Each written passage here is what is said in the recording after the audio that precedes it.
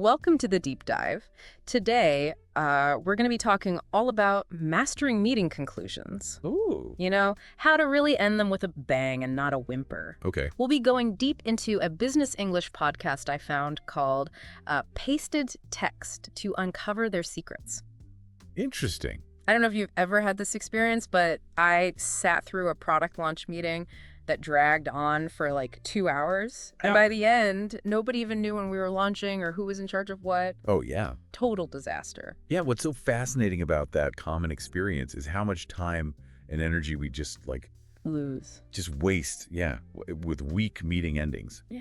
Pasted Text found that professionals waste an average of 31 hours a month in unproductive meetings. Really? Yeah, and you get this 40% of that waste is from poor conclusions. 40%. So basically we're throwing away over 12 hours a month just because we don't know how to properly end things. Pretty much. Wow, no wonder it feels like we're always stuck in meetings but not getting anywhere. Exactly. So, Pasted Text, they dig into how we can avoid this. Absolutely, and they use this great example comparing two managers. Okay. Let's call them Alex and Jamie. Right. Both equally skilled, but Jamie gets way better results. Interesting. And it all comes down to how they conclude their meetings. Yeah. Alex ends meetings with vague phrases like, I guess we're done here. Ugh. Yeah, I can practically hear the collective groan from the team Right. with that one. So how does Jamie handle things differently? Well, Jamie has mastered what Pasted Text calls the power close. Okay. It's this 3-part formula, confirm, commit, close. Got it. It's about shifting from vague questions to very confident confirmations. Okay. Instead of ending with, so are we all on the same page? Jamie might say, let me confirm our key takeaways. We're agreed that Sarah will lead the marketing campaign targeting Gen Z by July 1st with a $50,000 budget. Does that align with everyone's understanding? Okay, so I see the difference. Yeah. It's specific, it's action-oriented, it leaves no room for ambiguity. But this makes me think, is this triple C approach just a fancy way of summarizing the main points? Oh, that's a great point. What makes it so special? It's more than a summary. Okay. It's about creating that shared understanding and that commitment. Okay. By framing the ending as a confirmation, you're not just recapping. You're actively seeking buy-in from everybody there. Right. And making sure everyone is completely aligned before moving forward. I see. But Pasted Text also emphasizes the unique challenges of virtual meetings, where a standard power close might fall flat. Yeah.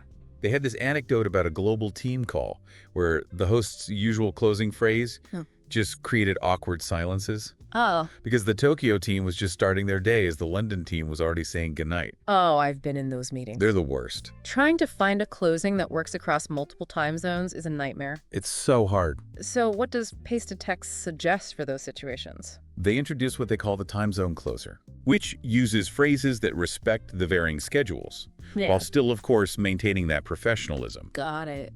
For example, instead of, okay, thanks everyone, bye, you might say, before everyone clicks leave meeting, let's ensure we're all clear on next steps. Oh. So it acknowledges that virtual environment without sacrificing any clarity or purpose. I like that. I've also found it helpful to actually schedule meetings with time zone conversions. Oh, smart. Built right into the calendar invites. That's a great tip. I'm making a note of that one. Good.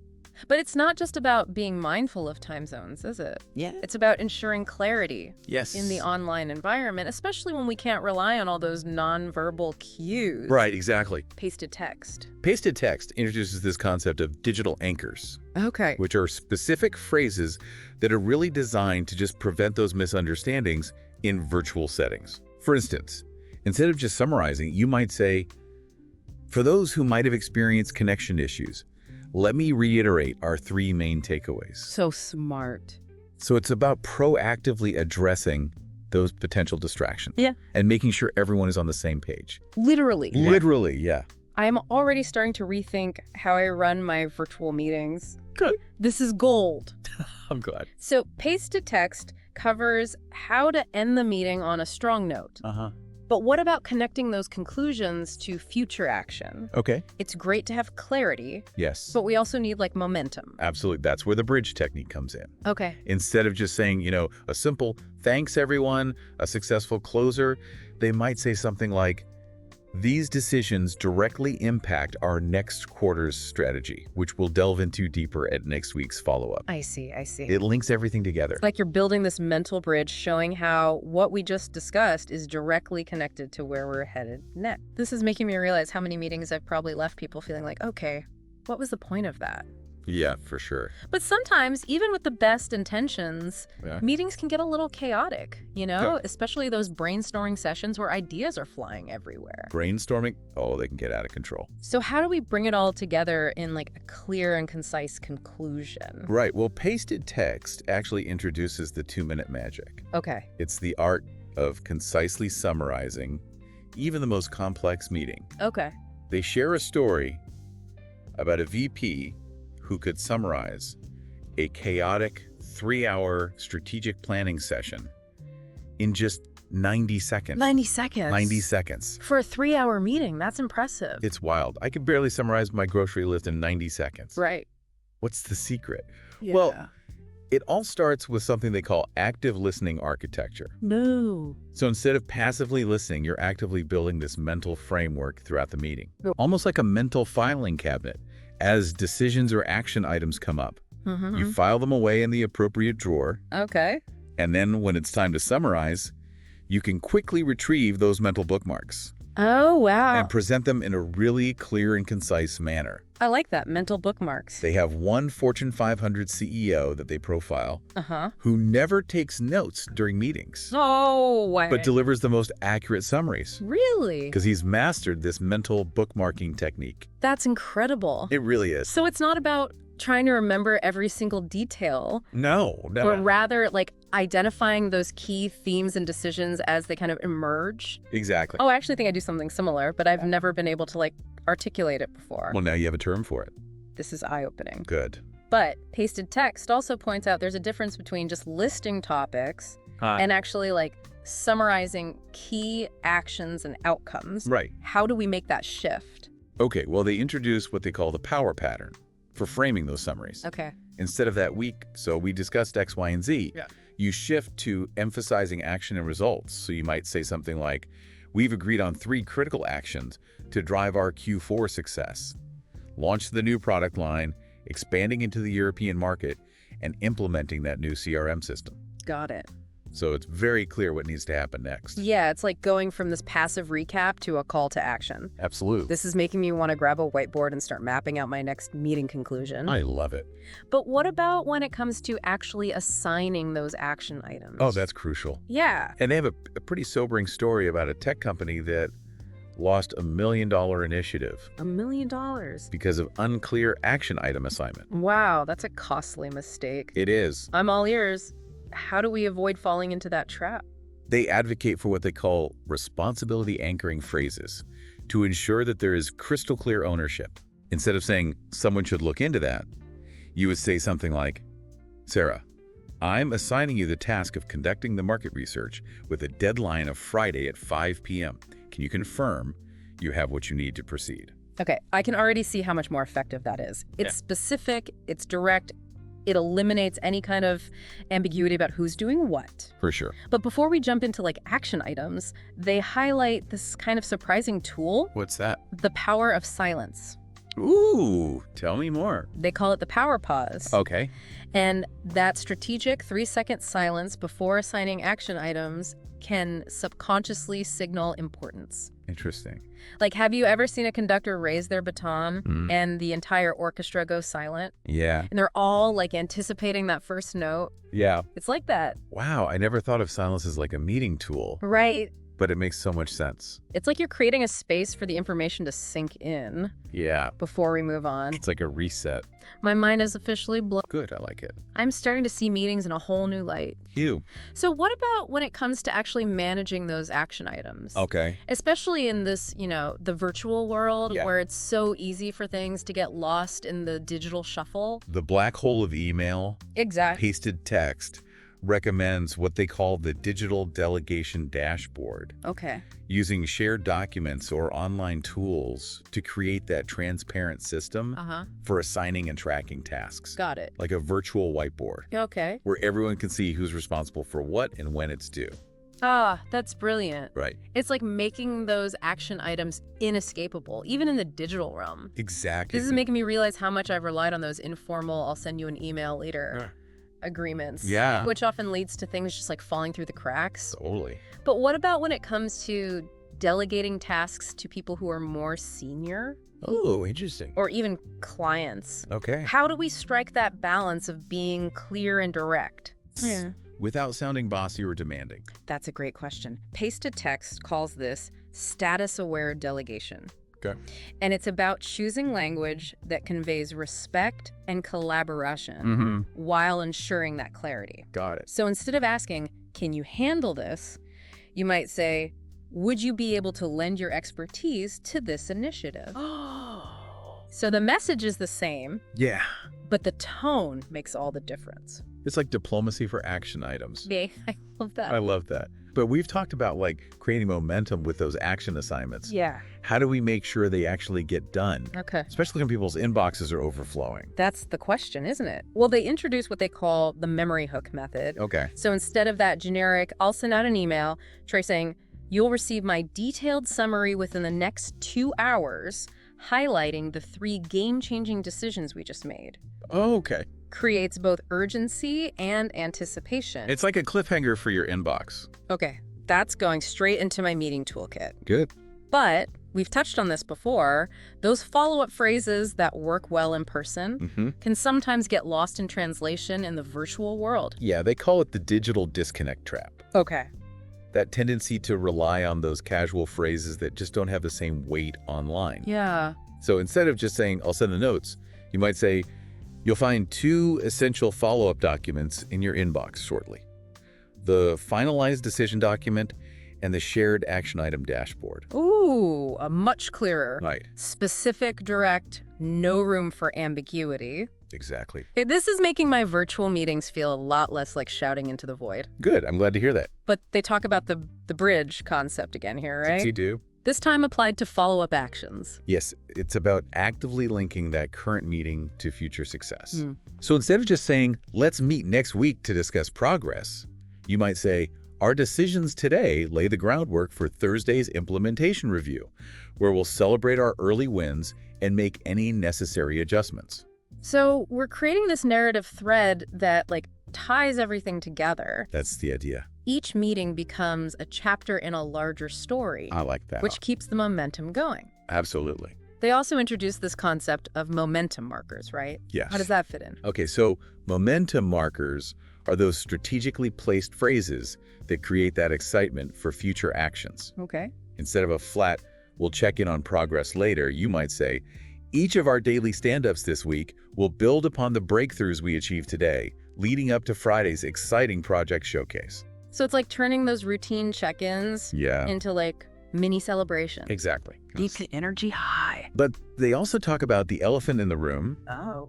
For many global teams, time zones. The bane of our existence. What do they suggest for keeping everyone on track when you're working across continents? Okay, so it's all about clarity and anticipation. Okay. The time zone triumph technique. Got it. Instead of the ambiguous, let's meet tomorrow, you could say, you'll receive a detailed summary by 9:00 a.m., your local time, and our next meeting is already scheduled in your calendar with regional time conversions for easy reference.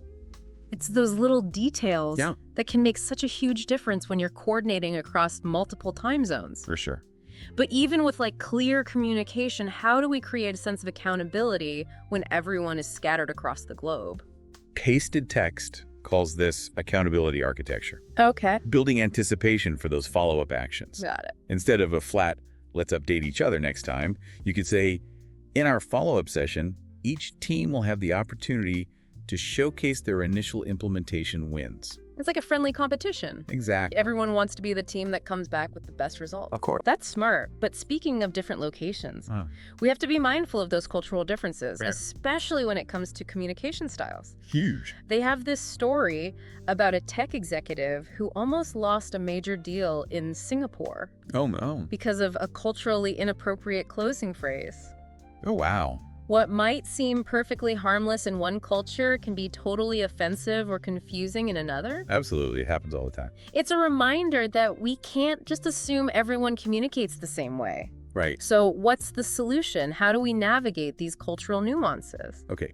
Pasted text introduces what they call the global closing matrix. Okay. It's a framework for understanding how different cultures perceive various closing phrases. Got it. It's about adapting our communication style to ensure our message is received as intended. Makes sense. They also talk about something called cultural silence codes, which I found fascinating. Cultural silence codes. Okay, now I'm really intrigued. Yeah, well, the meaning of silence at the end of a meeting can actually vary widely across cultures. Really? Yeah. I would have never thought of that. In some cultures, it might be a sign of respect, like contemplation, Okay. while in others, it could signal disagreement or discomfort. Oh, wow. And they even share an example of a skilled negotiator who saved a deal just by understanding that cultural context of silence. Wow. So it's not just about what we say, Yeah. but also how we interpret what's not being said. Exactly. This is reminding me of that time I was in a meeting in Japan, Okay. and everyone seemed hesitant to speak up, Yeah. even when I directly asked for their input. That's a common experience, Yeah. for those working across cultures. Yeah. That's why pasted text really emphasizes the importance of what they call the digital culture bridge. Okay. It's a set of phrases and approaches for creating that connection and understanding in virtual meetings across those cultures. Okay. Instead of ending with, "Thank you, everyone," you might say, "I appreciate everyone joining from different time zones and want to acknowledge the late hours some of you are keeping to make this meeting possible." That's nice. Just a small gesture, Yeah. but it goes a long way in fostering that sense of global team unity. Small gestures, big impact. That's it. I like it, but how do we gauge commitment levels across cultures? Right. What might sound like a firm yes in one culture Yeah. could just be a polite maybe in another. Exactly. So that's where commitment calibration comes in, Okay. using what they call universal commitment phrases Got it. that transcend those cultural differences. Okay. So instead of relying on phrases like, "we'll do our best," which, Yeah. can have a varying levels of commitment, Right. you might say, "We're fully committed to achieving this goal, and we'll dedicate the necessary resources to ensure its success." So it's about finding that balance of clarity Yeah. and cultural sensitivity. But they also introduce this really interesting technique What's that? called the 3-layer close. Oh, tell me more. Tell me more about that. All right, well, the 3-layer close is how you add that cultural nuance and sensitivity to your meeting conclusions. Okay. So imagine you're ending a meeting with a team in Japan. Okay. Instead of a simple, "let's meet next week to finalize the details." Yeah. You might say, "I deeply appreciate everyone's valuable contributions today. As we move towards our next steps, which we'll confirm in a follow-up email, I'm eager to continue our collaborative journey." It's like a communication sandwich. Oh, I like that. You've got your core message in the middle, and then you add layers of cultural awareness on either side Exactly. to make it more palatable. I love that analogy. I'm realizing that communication is about so much more than just words. It is. It's about creating this shared experience Yeah. that builds trust and rapport. But pasted text also points out that the order in which we present information in those conclusions can have totally different meanings Right. across cultures. Yeah. It's not just what we say, but when we say it. They call it the cultural closing sequence. Okay. Like, for example, in some cultures, it's really crucial to express gratitude before outlining those next steps, while in others, it's the opposite. That's interesting. It's wild. So it's all about understanding those nuances. Yeah. And they have some handy cultural bridge phrases Okay. that can work across different cultures. Got it. Instead of, "let's circle back next week," which, might be interpreted differently. Right. You could say, "Our next step is to solidify these decisions, which we'll do in a follow-up meeting next week at a time that's convenient for everyone." It's like having the secret decoder ring for global communication. Yeah, I like that. I'm so glad we're exploring these cross-cultural nuances. Me too. Because I think it's something a lot of us take for granted. Yeah, I agree. But we've covered a lot of theory here. Do they offer any practical guidance for putting all of this into practice? They do. Okay. They start by addressing those high-pressure meetings where the stakes are high. Okay. They tell a story about a junior executive who had to unexpectedly lead a board meeting. Yikes. Talk about pressure. Right. So how did she handle it? She used what they call the power close sequence. Okay. It's a series of steps designed to project confidence, Yeah. even when you might not be feeling it. Oh, that's smart. So it starts with taking a deep breath Okay. and reminding yourself that you are capable, you are prepared. Right. Then, using clear, confident language, emphasizing those key decisions, Okay. ending on a note of optimism and forward momentum. Okay. I'm already feeling more confident just hearing that. I love it. But what about those meetings that have gone completely off the rails? Oh. Where tensions are high and it feels like you'll never reach a resolution. Yes, the dreaded meeting meltdown. Pasted text calls this the recovery resolution framework, Okay. where you acknowledge those challenges, you reframe the discussion, and find a way to move forward constructively. Okay. Imagine two stakeholders are just locked in this heated debate. You might say, I appreciate everyone's passionate engagement. It's clear we have strong opinions, which is valuable. Let's take a step back and focus on finding common ground. So it's about diffusing the tension. Yes. Without sweeping the conflict under the rug. Exactly. That's a tough skill to master. It is. But speaking of tough, let's talk about those invisible meetings. Okay. The virtual ones where half the participants have their cameras off. Oh, yeah. And you have no idea if anyone's paying attention. We've all been there. Right. Well, pasted text provides the digital engagement close Okay. to recapture that attention. Got it. Instead of the typical, thanks everyone, you might say, before we wrap up, I want to make sure everyone is clear on the 3 key takeaways. Please type confirmed in the chat if you're all set. Oh, it's like taking attendance, but for engagement. I love that. I love it. But what about meetings with multiple stakeholders? Okay. All with their own, priorities and stuff. Right. It's like trying to herd cats. That feels like a recipe for a messy conclusion. It can be. So how do we handle that? Well, they call this the multi-stakeholder conclusion. And they have this great example of a consultancy CEO using the stakeholder satisfaction spiral. Okay. It's a technique for weaving together key messages that resonate with each stakeholder group Okay. without losing sight of those overall objectives. Oh, that's smart. Like a communication puzzle. Yeah. Finding that perfect fit where all the pieces come together. Exactly. But what about those meetings where you can't reach like a final decision? Oh, yeah. How do you wrap things up without leaving everyone feeling like frustrated and uncertain? Pasted text calls that a decision pending scenario. Okay. And they recommend the open loop close. Okay. So instead of ending on a note of uncertainty, you might say, while we haven't reached a final decision today, we've made significant progress. I'll summarize our discussion and outline the next steps in an email, and we'll reconvene next week to finalize our plan.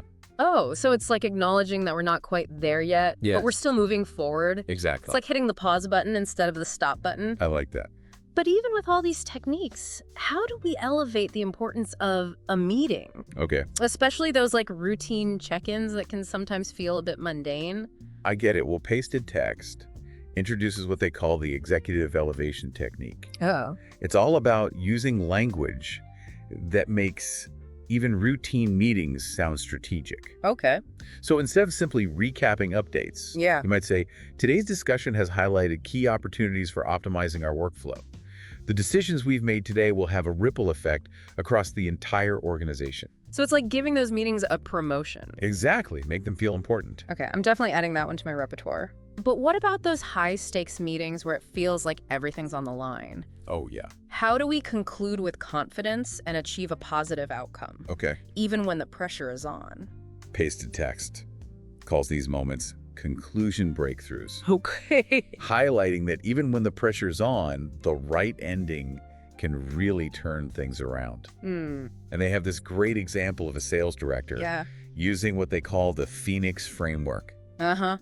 To save a negotiation that seemed doomed. The Phoenix framework. That sounds intense. I know, right? So how does it work? Yeah, tell me more. It's all about kind of reframing objections as opportunities, Right. emphasizing the value that you bring to the table, and then concluding with confidence and determination. Got it. So instead of backing down when you're faced with like pushback, Yeah. you rise to the occasion, you address those concerns head on, Okay. and then reiterate the benefits of what you're offering. So it's like turning a potential no Yeah. into a resounding yes. I like it. This is making me realize that like concluding meetings is more than just like a formality. It is a strategic opportunity. Absolutely. To really shape perceptions and influence outcomes. 100%. But pasted text doesn't just leave us with a bunch of fancy techniques, right? No. They actually offer some guidance on how to put all this into practice. Right. They acknowledge that it can be really overwhelming to try to implement everything all at once. Yeah. So they suggest like a more gradual approach. Okay. It's the practice pyramid. Got it. Start with just like a few techniques that really resonate with you. Yeah. And then build from there. Okay. And they share a story about a tech executive who mastered all these skills by using what they call the 3-day transform. Okay. Focusing on just one new technique each day. Oh, I like that. Easy, manageable. It's like building a communication muscle. Yes. 1 rep at a time. 1 rep at a time. So instead of trying to like overhaul our entire approach overnight, we just focus on making like small, consistent changes. Absolutely. That feels much more manageable. But how do we actually practice these techniques? Okay. Do we just like rehearse in front of the mirror? That's actually a great idea. Really? Yeah, they call that the mirror practice protocol. Okay. Encouraging you to practice those closing phrases, your body language, Yeah. in front of a mirror so you can actually see how you come across. That's smart. Yeah. And it's especially helpful, I think, Yeah. to become more aware of those nonverbal cues. Right? Especially in those virtual meetings where it's like all eyes are on you, Yeah. even if it's just through a screen. Is there anything else we can do to like hone our skills? Sure. It's one thing to practice in front of the mirror, Uh-huh. but it's another to actually apply these techniques in like real life meetings. I agree. And they offer what they call the Situation Simulation Suite. Okay. It's a collection of these challenging meeting scenarios designed to really put your skills to the test. Oh, interesting. Yeah. They're based on real-world situations that have stumped even the most seasoned professionals. Really? Yeah, things like handling disagreements, Yeah. dealing with those disengaged participants, and then navigating those high-pressure conclusions where the stakes are just so high. Oh, wow. So it's like boot camp. It's like a meeting conclusion boot camp. That's it, exactly. So we can practice these techniques in a safe environment before we deploy them in the real world. Right, get that practice in. That takes some of the pressure off. Yeah, for sure. But as we start like implementing these techniques, what kind of results can we expect to see? Okay. Is it just about like smoother meetings? It's more than that. Or is there like a bigger payoff? It's about so much more. Okay. It's what pasted text calls the confidence catalyst effect. Okay. So as you become more adept at concluding these meetings, Yeah. you'll notice your overall confidence growing. Uh-huh. You'll feel more comfortable taking on those leadership roles and being seen as just like a more effective communicator. It's like a ripple effect. Right. Those positive results extending beyond just the meeting room. Exactly. Okay, I'm sold. But before we wrap up, Yeah. they also remind us that this is a journey, not a destination. Oh, for sure. Right. It's the evolution approach. Okay. Starting with those few key phrases and techniques that resonate with you and gradually expanding your repertoire over time. Got it. And they encourage you to identify your power 3. Okay. The 3 closing phrases that feel the most authentic to you, and then just practice those until they become second nature. So it's about like personalizing our approach. Yes. Finding what works best for us. Absolutely. And continually refining our skills. That's it. It's not about trying to be someone we're not, No, but rather like becoming the best communicator we can be. that's the goal. I love that. But before we go, I have one final question. Okay. Do they share any like real world examples Yeah, of people who have used these techniques successfully? they do. Because sometimes it's helpful to see how it all comes together in practice. Oh, absolutely. And they actually share a story about a junior analyst who used these very techniques to close a meeting with the CEO in the room. Oh, wow. Talk about pressure. And guess what? She was promoted within 2 weeks. Wow, that's amazing. It is. It shows that even small changes in how we communicate can have a huge impact Absolutely. on our careers. For sure. Okay, I'm officially convinced.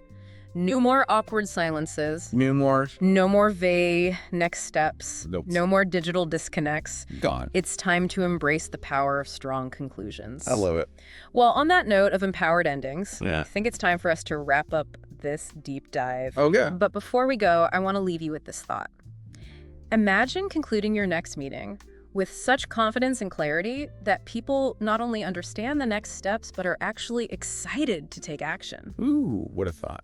That's the power of mastering the art of the meeting conclusion. And that is a perfect note to end on. I agree. Until next time, may all your meetings end on a high note. Take care. It really is. It's like turning those objections into fuel for the fire. I like it. This is making me realize that concluding meetings is about way more than just a formality. Right? It's like this strategic opportunity to shape perceptions and like really influence those outcomes. 100%. But pasted text, they don't just leave us with a bunch of these like fancy techniques. Wow. Right? They give us guidance on how to actually put this stuff into practice. Exactly. They acknowledge that it can feel really overwhelming Oh, yeah. to try and implement like all of these things at once. Totally. So they suggest a more gradual approach, what they call the practice pyramid, Okay. where you start with maybe just a couple techniques Yeah. that resonate with you, and then you build up from there. Okay. So baby steps. Baby steps. Like, They share this story about a tech executive who mastered all these skills using what they call the 3-day transform. okay. And they just focused on one new technique each day. Oh, that's smart. Yeah, bite-sized pieces. It's like building a communication muscle one rep at a time. Absolutely, one rep at a time. So instead of trying to overhaul our entire approach overnight, Right. we focus on making small but consistent changes. Yes, I like that. It feels much more manageable. it is.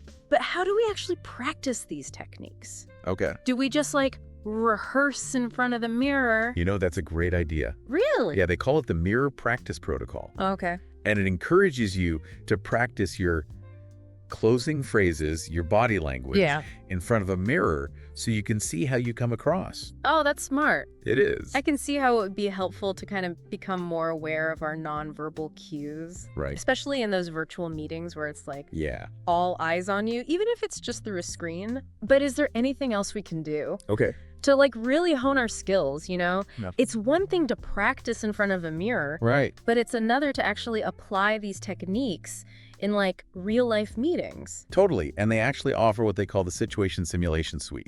Okay. It's this collection of challenging meeting scenarios, Uh-huh. really designed to put your skills to the test. Oh, interesting. Yeah, they're based on real-world situations that have stumped even the most seasoned professionals. Wow. Like imagine trying to handle disagreements Uh-huh. or dealing with like completely disengaged participants Or or navigating those high-pressure conclusions no, right. where the stakes are really high. Oh, that makes me sweat just thinking about it. So it's like boot camp. It's like meeting conclusion boot camp. That's it. Exactly. So we can practice all these techniques Yeah. in a safe environment before we deploy them in the real world. Yes, exactly. Get that practice in. I like that. Take some of the pressure off. Definitely.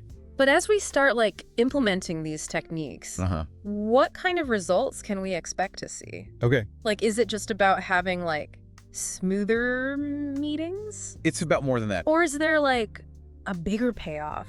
It's about so much more. It's about what they call the confidence catalyst effect. Okay. So as you become more adept at concluding these meetings, Yeah.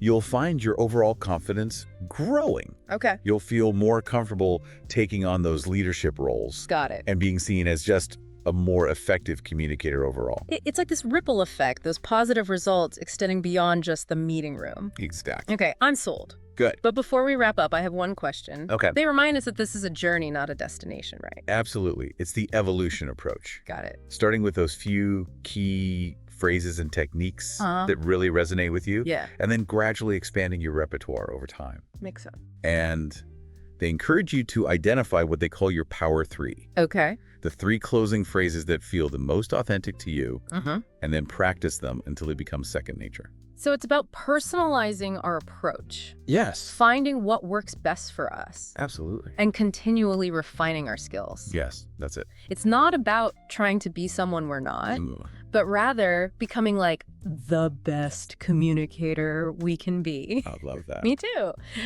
But they also talk about this idea of the legacy lock-in, right? Like how you end meetings isn't just about those immediate results. Right. It's also about like shaping your professional reputation and leaving that lasting impact. For sure. It's about creating your signature style as this master communicator. That's the goal.